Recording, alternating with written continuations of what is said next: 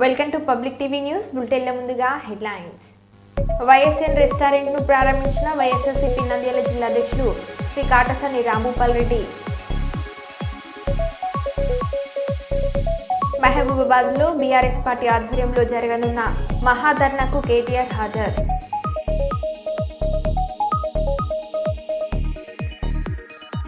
దేశ భవిష్యత్తు అంగన్వాడీ టీచర్లపైనే ఉంది. మంత్రి ధనసరి అనసూయ సీతక్క. పెళ్లి చేసుకుంటానని కాలయాపన చేసిన వీఆర్ఓకు దేహశుద్ధి చేసిన బంధువులు.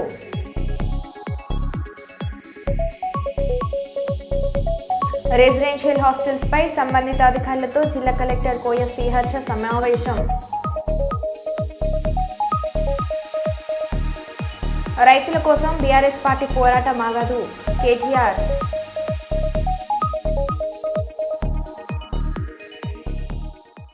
ఇక వివరాలకు వెళ్తే సాటి వీఆర్ఓను ఏళ్లుగా ప్రేమించి పెళ్లి చేసుకుంటానని కాలయాపన చేస్తుండడంపై ఆమె బంధువులు వీఆర్ఓకు దేహశుద్ధి చేసిన సంఘటన రామకుప్పంలో జరిగింది. బాధితురాలి బంధువుల కథనం మేరకు కడప జిల్లాకు చెందిన శ్రావణ్ రామకుప్పం మండలం కొంగనపల్లె వీఆర్ఓగా, రామకుప్పం మండలం గిడ్డపల్లెకు చెందిన కృపావాణి బందర్లపల్లి సచివాలయ వీఆర్ఓగా పనిచేస్తున్నారు. వీరిద్దరూ 3 ఏళ్లుగా ప్రేమించుకుంటున్నారు. అయితే పెళ్లి చేసుకోవడంపై శ్రావణ్ దాటవేయ ధోరణి ప్రవర్తిస్తుండటంతో కృపావాణితో పాటు ఆమె బంధువులు తహసీల్దార్ కార్యాలయం వద్ద శ్రావణ్ను నిలదీశారు. సరైన సమాధానం రాకపోవడంతో దేహశుద్ధి చేశారు. అనంతరం వారు పోలీసులకు ఫోన్ ద్వారా ఫిర్యాదు చేశారు. దీంతో పోలీసులు వారిని స్టేషన్కు పిలిపించి విచారించారు. శ్రావణ్ను స్టేషన్కు రప్పించేందుకు పోలీసులు ఫోన్ ద్వారా ప్రయత్నించగా అతని నుంచి స్పందన కరువైంది. తహసీల్దార్తో చర్చించి న్యాయం జరిగేలా చూస్తామని పోలీసులు చెప్పడంతో కృపావాణి బంధువులు ఇంటిముఖం పట్టారు.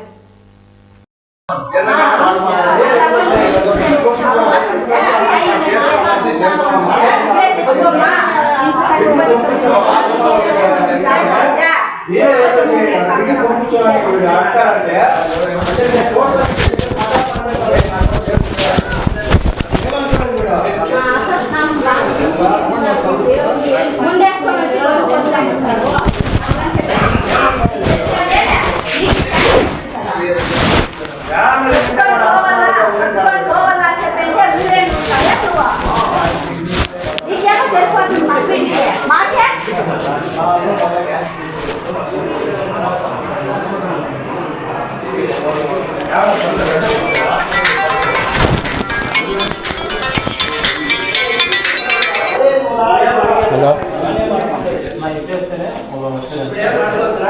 సార్, ఇక్కడ మండలాలో గొడవ జరుగుతాం సార్. అవును సార్, ఏదో వీఆర్ఓ సార్, మా పాప వీఆర్ఓని మోసం చేస్తున్నారు కానీ వీఆర్ఓ సార్ పోలీస్ సరే ఇక్కడ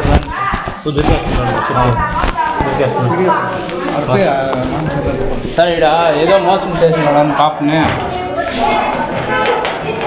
గెర్నపల్లి సార్.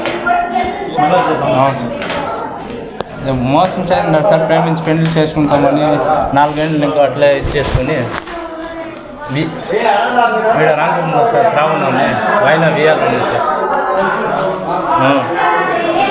శ్రావణం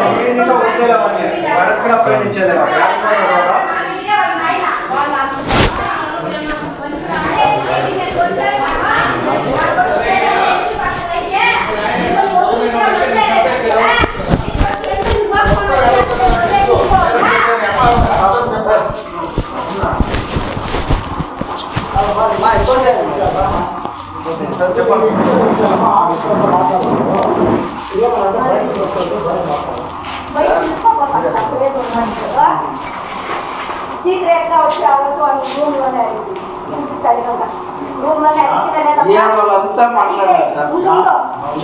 ఇంట్లో పోయని చెప్పింది వాళ్ళు ఉంది. ఆయన నేను ఒకడే ఉన్నాను, నేను ఒకడే ఉన్నాను చెప్పి వాళ్ళు ఇంటికి వచ్చి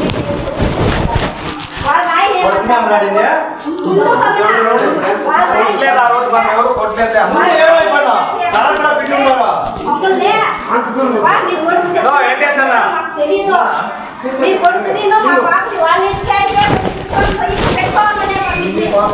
మా పాప నా ఇంట్లోనే ఉంది. సార్ కోమా స్టేజ్లో ఉంది సార్, లేసే పరిస్థితి కూడా లేదు సార్. నా బిడ్డ వాడిని ఫోన్ చేసి ఏమంటారు సార్? సార్ ఉన్నాడు సార్, నేను మాట్లాడతా. ఎట్లా మాట్లాడేది? ఎట్లా మాట్లాడేది? గడుపు మాట్లాడేది బిడ్డ ఇప్పుడు అన్నం లేకుండా వారం లేసా ఉంది. మెల్లిగా మాట్లాడేది. అడగండి ఏం చెప్తారు వాడిని అడుగు. పాప మాటలేనే కలిగి కోమలో ఉంది, లేసే పరిస్థితి లేదు. మనకి చెప్తే ఏమంటారో బిడ్ని పంపించాలంట. మేము వీడికి మేమేం కోట పని చేయాలన్నా మేము బిడ్ని కనేసి ఏమనుకోలేదు వీడు. రావని అడగండి సార్, అడగండి. బీసీ కాపుల ద్రోహి జగనునే వైఎస్ఆర్సీపీ ఎమ్మెల్యేలు పోడియం మీదకు వచ్చి బీసీ సంక్షేమ శాఖల మంత్రి క్షమాపణ చెప్పాలని కోరడం ఏమిటని, ఎందుకు క్షమాపణ చెప్పాలని మంత్రి సవిత చెప్పారు. ఈరోజు కర్నూలులో శంకారావంలో ఆమె పాల్గొని మాట్లాడారు. మంత్రి సవిత మాట్లాడుతూ బీసీల ద్రోహి జగనేనని, కాపుల ద్రోహి జగనేనని, రైతుల ద్రోహి కూడా జగనేనని చెప్పారు. పథకాలు కూడా ఇస్తున్నామన్న విషయాన్ని నేను చెబితే ఓ అని ఒక బీసీ మహిళ మంత్రి మాట్లాడుతున్నారన్న గౌరవం కూడా లేకుండా పోడియం దగ్గరకు వచ్చి బీసీ మంత్రి క్షమాపణ చెప్పాలి. ఎందుకు చెప్తాను నేను క్షమాపణ? బీసీల ద్రోహి జగన్మోహన్ రెడ్డి, కాపు ద్రోహి జగన్మోహన్ రెడ్డి, రైతు ద్రోహి జగన్మోహన్ రెడ్డి, మరి అన్ని ఒకటి కాదు, ఈ రాష్ట్ర ద్రోహి జగన్మోహన్ రెడ్డి. ఏం తప్పు చెప్పానో మాట్లాడండి సోదరులారా. బీసీ సోదరులందరూ ఇక్కడ ఉన్నారు, పెద్దల వేదిక పైన ఉన్నారు. ఏం తప్పు మాట్లాడండి? నేడు మహబూబాబాద్లో బీఆర్ఎస్ పార్టీ ఆధ్వర్యంలో జరగనున్న మహాధర్నాకు కేటీఆర్ హాజరు. లగర్చెర్లలో గిరిజనుల అరెస్టు నేపథ్యంలో గిరిజన జిల్లా అయిన మహబూబాబాద్లో వారికి సంఘీభావంగా మహాధర్నా ఈ కార్యక్రమం ఏర్పాటు చేయనున్నారు. గతంలో శాంతి భద్రతల పేరుతో ఎస్సీ ధర్నాకు 21వ తేదీ అనుమతి నిరాకరించడంతో కోర్టు అనుమతితో నేడు ధర్నా. కొన్ని గిరిజన సంఘాలు కేటీఆర్ రాకను అడ్డుకుంటున్నారు. ఎలాగైనా ఈ మహాధర్నాను విజయవంతం చేయాలని బీఆర్ఎస్ పార్టీ పట్టుదలతో ఉంది. ఈ రోజు ధర్నా కొరకు ఉదయం 10 గంటల నుండి మధ్యాహ్నం 1 గంట వరకు కోర్టు అనుమతి. ఈ ధర్నాకు 1000 మందికి మించకుండా ధర్నా నిర్వహించుకోవద్దని కోర్టు అనుమతిచ్చింది.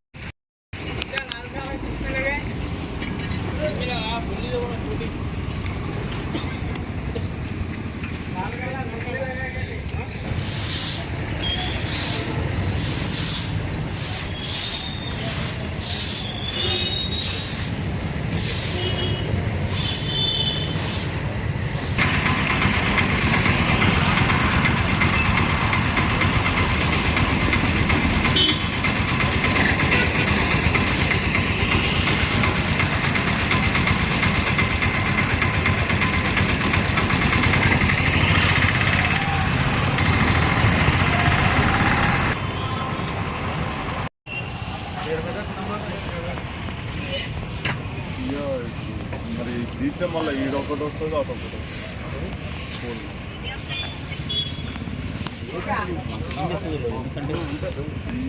ఈ ప్లేస్లో ఒకటి ఈడ ఒకటి వస్తుంది మళ్ళీ ఆడ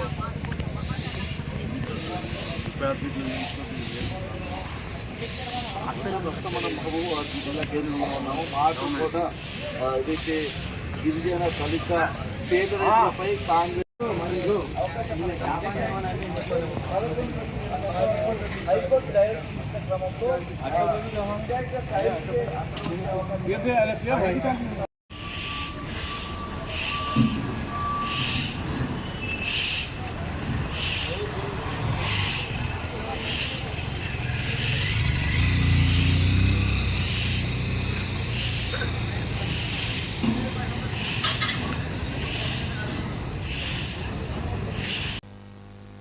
ఏపీ సీఎంగా బీసీని చూడాలని ఆశ ఉంది. నేను కాదు ఎవరైనా కానీ దేశ ప్రధానిగా బీసీ అయ్యారు. బీసీలు 53 నుంచి 54% ఓట్లు ఉన్నాయని అంటున్నారు. బీసీల కోసమే ఎన్టీఆర్ పార్టీ పెట్టారు. ఆంధ్రప్రదేశ్ రాష్ట్రానికి సీఎంగా ఒకసారి బీసీని చూడాలని ఉందని మాజీ మంత్రి కేఈ ప్రభాకర్ అన్నారు.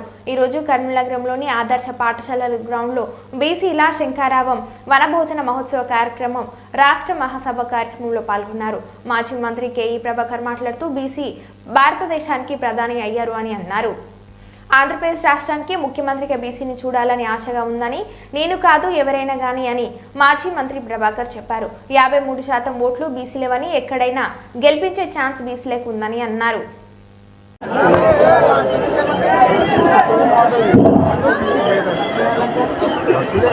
టైగర్ ప్రభాకర్ అన్న గారికి, రాష్ట్ర అధ్యక్షుడు నూతన ఎన్నికైన నాగేశ్వరరావు గారికి సన్మాన కార్యక్రమం చేశారు. అదేవిధంగా ప్రభాకర్ అన్న గారు మళ్ళా తన సొంత మిత్రుని దండేసి కౌలిస్తున్నారు.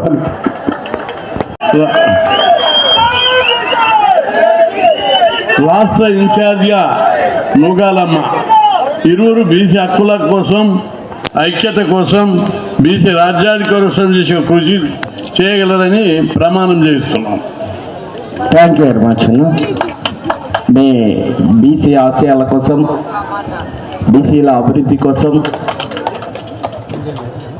రాజకీయంగా అయితేనేమి, ఆర్థికంగా అయితేనేమి, సామాజిక పరంగా అయితేనేమి, విద్యాపరంగా అయితేనేమి మీరు చేసిన పోరాటాలు ఇక్కడున్న చాలామంది మంత్రులు, ఎంపీలు, ఎమ్మెల్యేలు మరి ఈరోజు రాజకీయ నాయకులుగా, మరి అట్లాగే విద్యావేత్తలుగా ఐఏఎస్, ఐపీఎస్, మరి మంచి డాక్టర్స్, ఇంజనీర్స్ తయారైనారంటే విద్యలో సమానత్వం మీ పోరాటం ద్వారా, జాతీయ బీసీ సంక్షేమ సంఘం ద్వారా చేయడం ద్వారా జరిగింది. కాబట్టి అదే ఆశయాల్ని ఖచ్చితంగా నెరవేరుస్తూ మరి ఇక్కడున్న మరి పెద్దలందరి ఆశీర్వాదంతో మరి జాతి కోసం, బీసీల అభివృద్ధి కోసం మేమంతా పనిచేస్తామని ప్రమాణపూర్తిగా చెప్తున్నామన్నా. Thank you very much.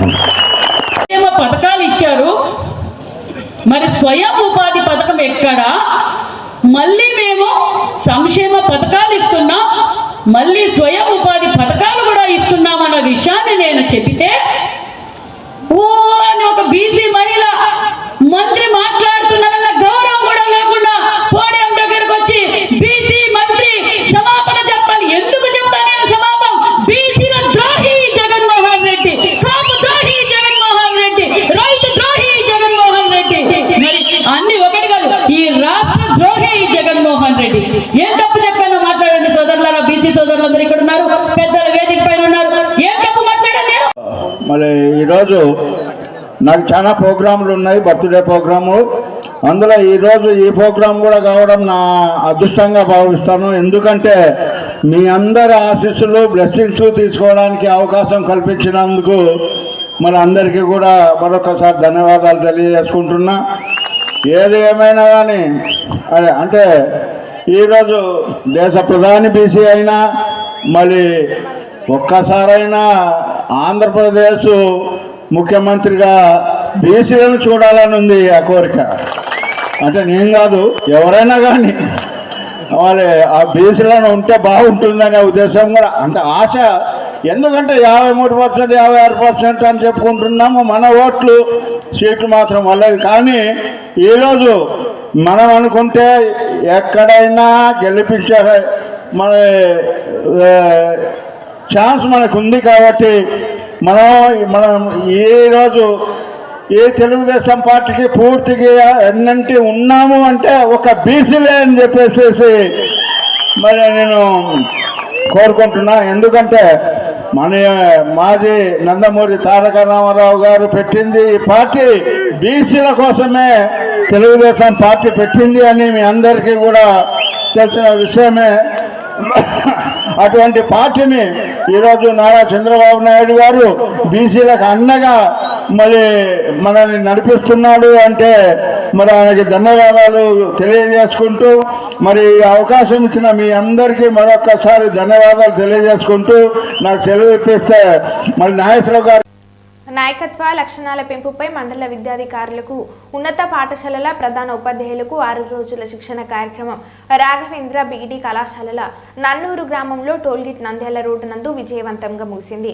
Kurnool, Kadapa, Nandyal జిల్లాల నుండి హాజరైన మండల విద్యాధికారులకు, ఉన్నత పాఠశాలల ప్రధాన ఉపాధ్యాయులకు సమగ్ర శిక్ష ప్రాజెక్టు డైరెక్టర్ అమరావతి వారి ఆదేశాల మేరకు 6 రోజుల నాయకత్వ లక్షణాల పెంపుపై శిక్షణ కార్యక్రమం సైకిల్ టు 2వ బ్యాచ్ మొదటి రోజు శిక్షణ కార్యక్రమాన్ని Kadapa regional joint director K Samuel ప్రారంభోత్సవం చేశారు. ఈ సందర్భంగా ఆర్జేడీ ప్రసంగిస్తూ కర్నూలులో తాను పనిచేసిన అనుభవాలను గుర్తు చేసుకున్నారు. ఇదే సందర్భంలో పరీక్షల ఆవశ్యకతను, నిర్వహించాల్సిన విధి విధానాలను తెలియజేశారు.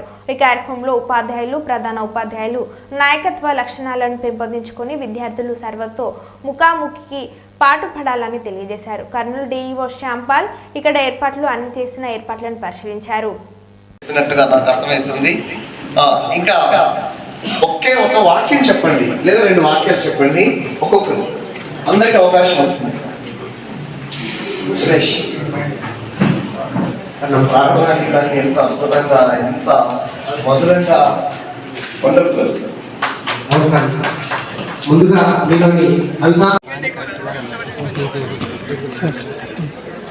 ఇప్పుడు భారతదేశంలో ప్రతి పౌరుడికి ఆధార్ కార్డు ఎలాగో భారతదేశంలో ఉన్న ప్రతి విద్యార్థికి అపార్ కార్డ్ అనేది తప్పనిసరి. ఎందుకంటే వాడు విద్యా అభ్యసన మొదలైన ఎల్కేజీ కావచ్చు, యూకేజీ కావచ్చు, అక్కడి నుంచి మొదలుకొని విద్యాభ్యాసం పూర్తి అయ్యేంత వరకు మొత్తం చరిత్ర అంతా దాంట్లో సంక్షిప్తమై ఉంటుంది. అంటే ఎక్కడ ఏ క్లాసులు చదివాడు, ఎక్కడెక్కడ ఏ కోర్సెస్ చేశాడు, ఎలా చదివాడు, ఎన్ని మార్కులు వచ్చాయి, ఎట్లా అని మొత్తం కూడా దాంట్లో ఆ చరిత్ర అంతా నిక్షిప్తమై ఉంటుంది. అట్లాంటి కార్డు ఉండడం వల్ల రకరకాల సర్టిఫికెట్స్ లేకుండా ఈ ఒక్క కార్డుతోనే మరి విద్యార్థికి ఉపయోగకరంగా ఉంటుంది. మన భారత ప్రభుత్వము ఇట్లాంటి మంచి అవకాశాన్ని విద్యార్థులకు కల్పించింది. అయితే ఆ అపార్ కార్డు జనరేషన్లో కొన్ని సమస్యలు ఎదురవుతున్నాయి ఉపాధ్యాయులకి. ఎందుకంటే పాఠశాల రికార్డులో ఉండడము, రికార్డు ఒక రకంగా ఉండడము, లేదా ఆధార్ కార్డు ఒక రకంగా ఉండడము, ఆ వ్యత్యాసం వల్ల కొంత జాప్యం జరుగుతుంది. వాటిని కూడా మరి బర్త్ సర్టిఫికేట్ ఆధారంగా వాటిని కూడా సర్దిద్దుకొని ఈ చిన్న లోపాలు అట్లే కంటిన్యూ అయితే మామూలుగా ఫ్యూచర్లో పిల్లలకి చాలా ఇబ్బందులు అవుతాయి. ఇప్పుడు కూడా మనం ఎదుర్కొంటున్నాం. ఆధార్లో ఒక రకంగా, రికార్డులో ఒక రకంగా ఉంటే అవన్నీ ఏమి లేకుండా అన్నీ సర్దుబాటు చేసుకుని ఒకే కార్డు వస్తుంది కాబట్టి ఫ్యూచర్లో వాళ్ళకి చాలా ఉపయోగకరంగా ఉంటుంది. అయితే చాలా వరకు ఆధార్ కార్డు జనరేషన్లో దాదాపు 80% సాధించాము. ఇంకా చిన్న లోపాలు ఉన్నాయి, వాటిని సర్దిద్దుకొని ఒక నెల 2 నెలలు కూడా పట్టచ్చు. మొత్తం మనము కంప్లీట్ చేసి ప్రతి స్టూడెంట్కి ఒక మంచి కార్డుని మనము అందజేస్తాము. ఇంకా నెక్స్ట్ పాఠశాల టైమింగ్స్ అనేవి అయితే ఏంటంటే ప్రభుత్వ పాఠశాలలు 10 గంటలు ఒక రకంగా, ప్రైవేట్ పాఠశాలలు 10 గంటలు ఒక రకంగా ఉన్నాయి. సో ఎక్కువ పాఠశాలలో విద్యార్థి ఉంటే ఎక్కువ మేలు జరుగుతుంది. ప్రైవేట్ పాఠశాలలు కూడా అట్లాగే టైమింగ్స్ ఉన్నాయి కాబట్టి అట్లా మేలు జరుగుతుంది. లేకపోతే దానివల్ల ఏమైనా ఇబ్బందులు కూడా ఉన్నాయా అన్నదాన్ని పరిశీలించడానికి మన రాష్ట్ర ప్రభుత్వము, మన కమిషనర్ ఆధ్వర్యంలో కొన్ని మండలానికి ఒక పాఠశాల పైలట్ ప్రాజెక్టుగా తీసుకుని అది ఇంప్లిమెంట్ చేయడం జరుగుతుంది. మన నంద్యాల జిల్లాలో 25వ తేదీ నుంచి 30వ తేదీ వరకు మొత్తము ప్రతి మండలానికి ఒక పాఠశాల సెలెక్ట్ చేసుకోవడం జరిగింది. ఆ పాఠశాలలో ఈ టైమింగ్స్ అమలు చేస్తాము.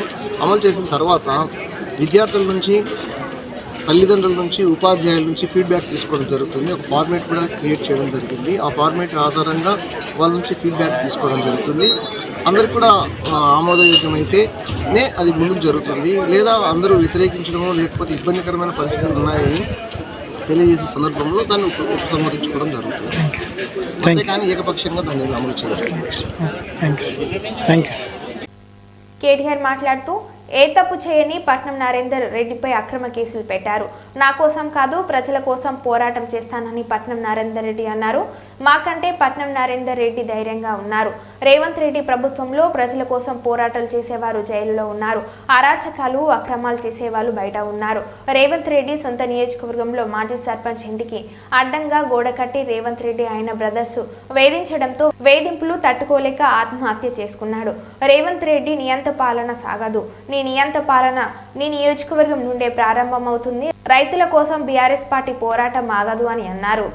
వాళ్ళ కోసం పోరాటం చేయండి. మా కొడంగల్ రైతుల పక్షాన నిలబడండి. మా కొడంగల్ గిరిజనుల కోసం కొట్లాడండి. మా కొడంగల్లోని దళిత బలహీన వర్గాల రైతుల భూములు గుంజుకుంటున్నారు, అక్కరలేని ఫార్మా విలేజ్ను రుద్దుతున్నారు అని చెప్పి ఆయన బాధపడతా ఉన్నాడు.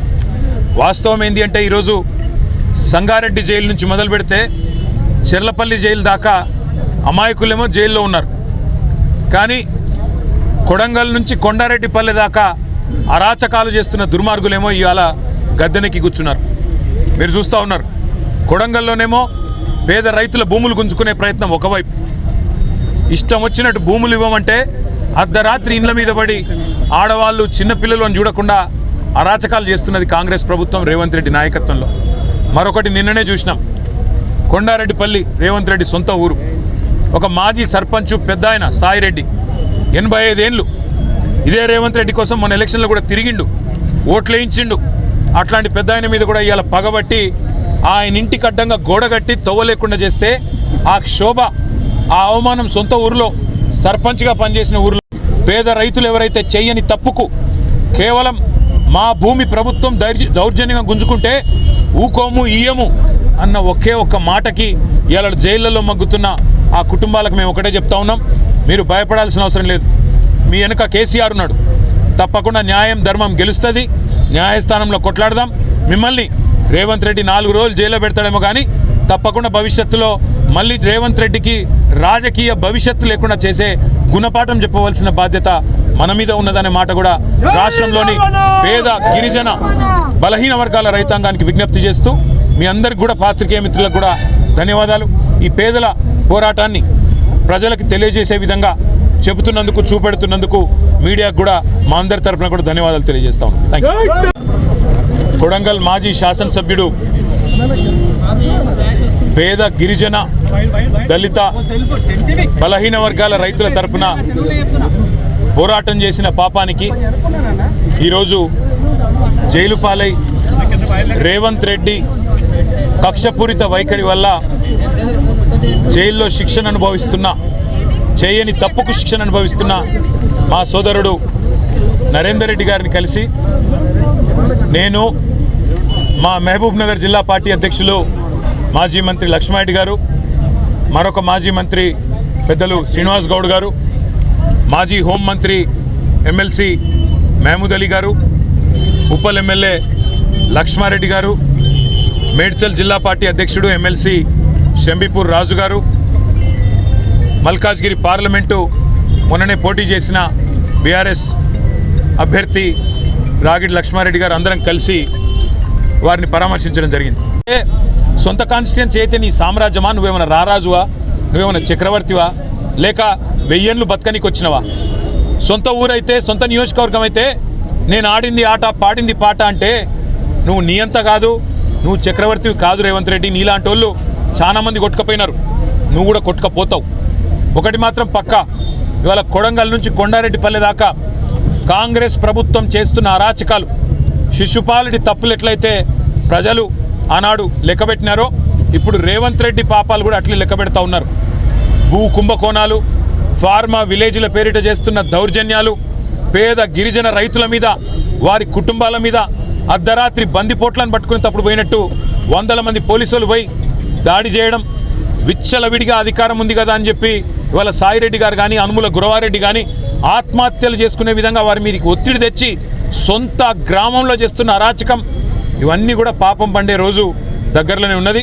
నీకంటే పెద్ద పెద్ద నియంతలు కూడా కొట్టుకపోయినారు. కానీ నిజంగా కూడా ఇవాళ పట్నం నరేందర్ రెడ్డిని కలిసిన తర్వాత చాలా గొప్పగా అనిపించింది మా అందరికీ. లక్ష్మారెడ్డి గారు, నేను, శ్రీనివాస్ గౌడ్ గారు, మహమూద్ అలీ గారు, లక్ష్మారెడ్డి గారు మేమందరం మాట్లాడుకుంటూ వస్తూ ఉన్నాం. అదే నరేందర్ ఎంత ధైర్యంగా ఉన్నాడు, నా కోసం కాదన్నా మా రైతుల కోసం కొట్లాడాడని చెప్పినాడు.